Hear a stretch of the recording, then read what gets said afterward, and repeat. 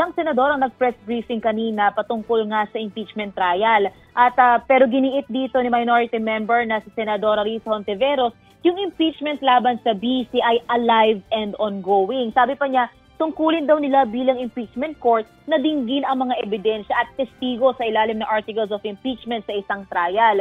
Kaya hindi raw sila basta-bastang boboto sa motion to dismiss na nakasaad sa answer at kautulan ni Vice President Sara Duterte. Taliwas ito doon sa huling sinabi ni Senate President Chis Escudero na maaaring pagbotohan ng impeachment court ang pag-dismiss sa complaint. Hirit pa ni Senadora Risa, sana raw ay panumpain na ni Presiding Officer Escudero yung 12 papasok na senator judge para maging madali ang pag-reconvening ng impeachment court. Ayon naman kay Senator Joel Villanueva, nakatanggap na silang mga senator judge ng copy ng reply ng House Prosecution Panel. Aniya, nananatiling buo yung loob niya na kailangan pa rin daw mag-conduct ng trial ang impeachment court. Pero sinabi niya rin kanina kung mayroon daw mag-aangat ng isang motion na may suporta ng majority ng impeachment court ay hindi raw malabong yun ang uunahin. Ang nasabi rin kanina ni Senator Erwin Tulfo, kung guilty, bakit naman daw patatagalin pa, pero wag naman daw sanang i-dismiss nang hindi man lang nagkaroon daw ng pagdinig, lalong-lalo na at deserve daw ng taong bayan na matagal nang nakatutok at nag-aabang yung katotohanan. At tulad ng nasabi nyo kanina, nung natanong natin si Senator Joel Villanueva tungkol sa kung sino nga ba yung iboboto niya o anong nagiging timbang ngayon ng mga senador sa kung sino ang sunod na manunungkulan bilang Senate President, sabi ni Senator Villanueva, sa mga nakausap niya, lagpas 13 na raw ang nagsasabing mukhang mananatiling Senate President si Chis Escudero. Pero ang nasabi niya, so far sa ngayon yan ang timbang nila. Hindi naman daw siya, nilinaw niya, hindi siya yung nanligaw, hindi siya nangolekta ng boto. Ito lang daw ang kanyang nakuha mula sa pakikipag-ugnayan sa mga senador at senadora. Yung isa pa sa inaantabayanan natin, ito nga si Senadora Tito Soto, na noong una lumulutang bilang mukhang tatakbo rin bilang Senate President.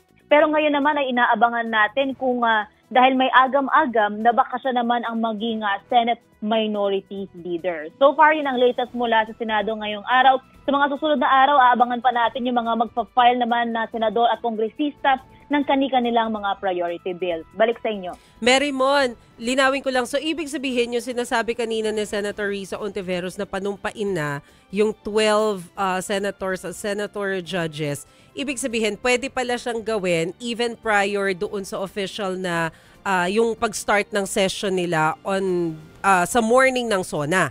Pwede pala before that. Tama yan, Mase. Kasi ang sinabi ni Senadora Risa, technically, in session pa rin naman daw yung impeachment court. Ang kailangan, isa sa inaabangan lang daw by July 29 ay yung pag-reconvene nito.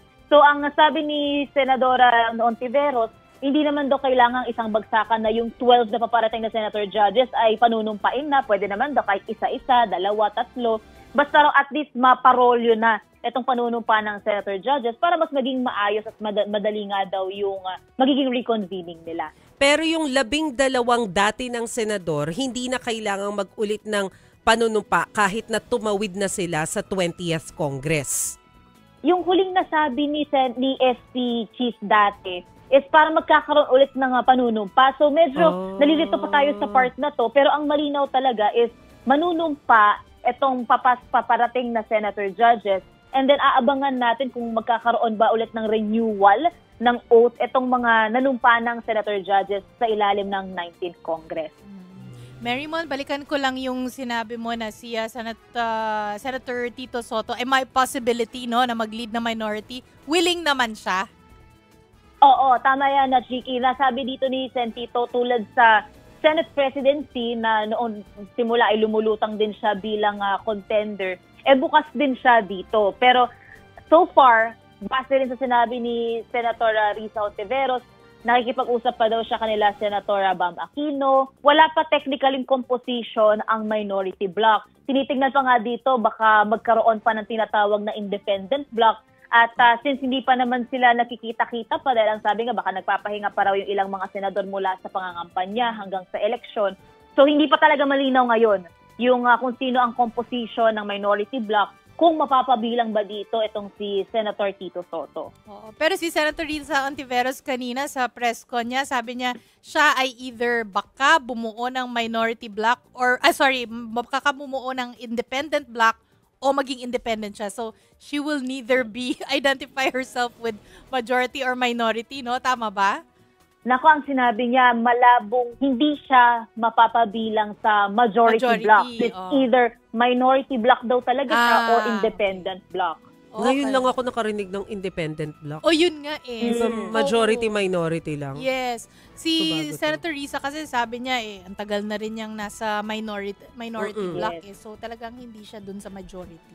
9 years yan na ata Almost. Tama yan. Nasabi pa nga ni Senator Risa, kung titingnan nga daw, madali raw makita yung bilang ng mga tao na nakabilang doon sa mga block. Pero it's either minority talaga or independent block. Pero nung natanong din natin Senator Joel kung ano nga ba yung epekto nito, yung sinasabing independent block. Ang nasabi sa atin sa press briefing kanina, even ilang insights din ni Senator Erwin Tulfo, baka magkaroon ng epekto pagdating doon sa pag-assign ng komite. Pero since yun nga, wala pa naman itong independent block, tuloy-tuloy pa rin naman yung pag-designate ng committees dito sa mga senador at paparating na senador.